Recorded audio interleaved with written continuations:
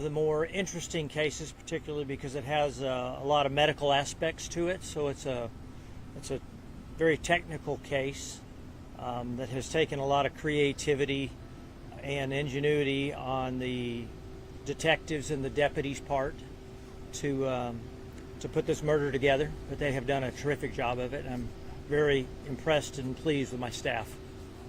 I mean, can you talk about some parts of how or when detectives started putting the pieces together on this? Well, it honestly, it happened right away. So kudos to the family and kudos to the medical staff at Houston Methodist Hospital in Baytown. They were really the ones that put the thought process and the information together, and just started showing the detectives and the officers, the deputies that responded to the hospital, started putting the facts together, and that puzzle started putting itself together pretty quickly.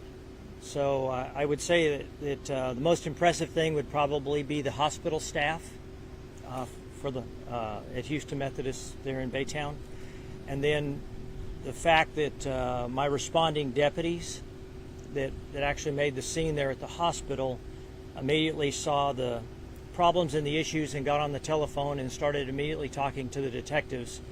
And Detective Skylar Rocks replied, not just by answering the phone, but by getting in the car and driving to the hospital, where she could immediately start interviewing family and doctors and nurses, and so the puzzle started getting put together right away. What were the key pieces of evidence that led to the murder charge?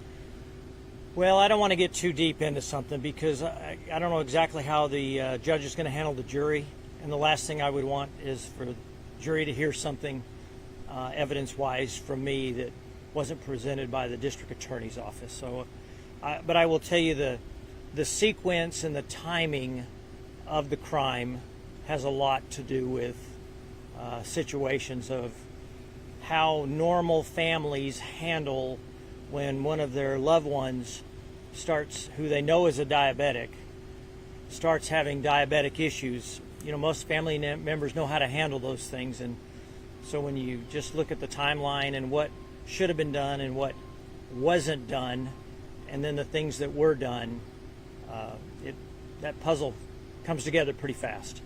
Sheriff, the defendant has been in your jail for about 2.5 years now, and can you talk to us kind of about her demeanor and actions in jail? There's an assault that's listed on some of the court documents of another inmate that possibly happened earlier this year. Yeah, that happened early. You know, in the big picture, she's been a model inmate. She's not been a major problem to us. We've have our share of little issues, but we have those with every inmate in a county jail. But in the big picture, you know, she's not been a problem as far as the overall jail operations. Can you just walk us through the process that she's going to go through every day for maybe the next 3 weeks, right? Because she has to get out of, I guess, what she's wearing in jail to put on civilian clothing. How does that work?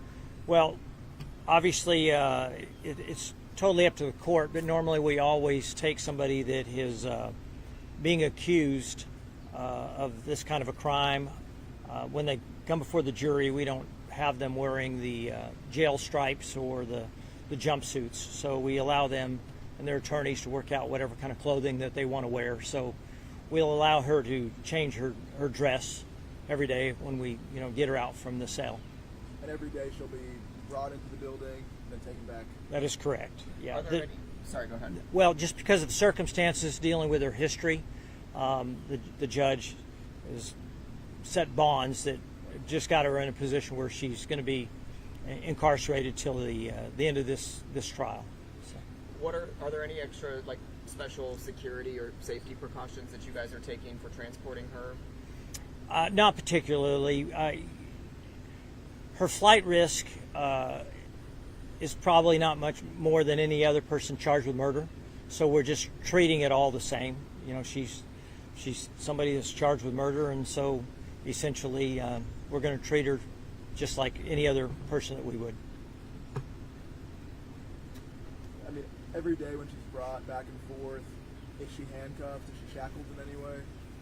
We have very specific procedures on how we move inmates that have charges that we call it a decision tree. So based upon its crime, so she's handled by our standard procedures. Is she being housed in any particular way at this time?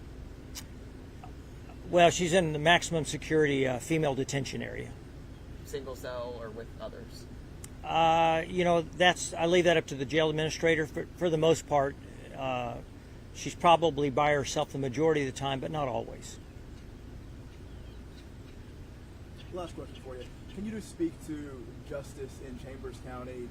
If someone, commits a crime here, it seems like y'all are gonna go after them.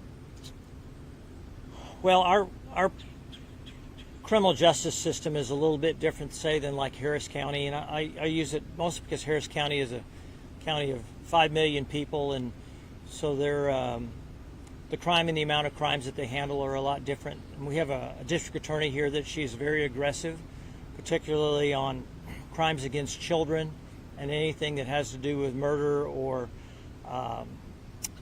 crimes against people. Really is probably the best way to describe her.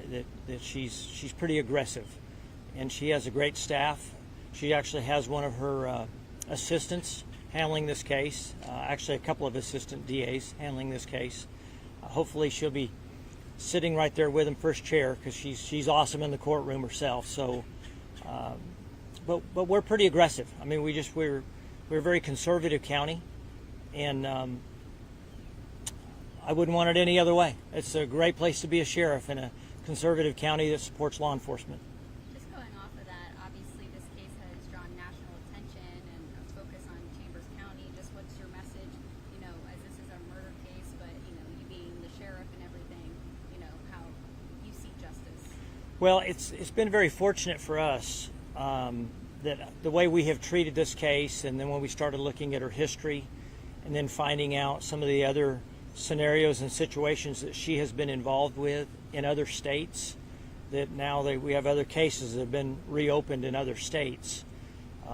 And I'm glad they have reopened those cases, because I feel like they're probably going to find a very similar scenario as to what we have.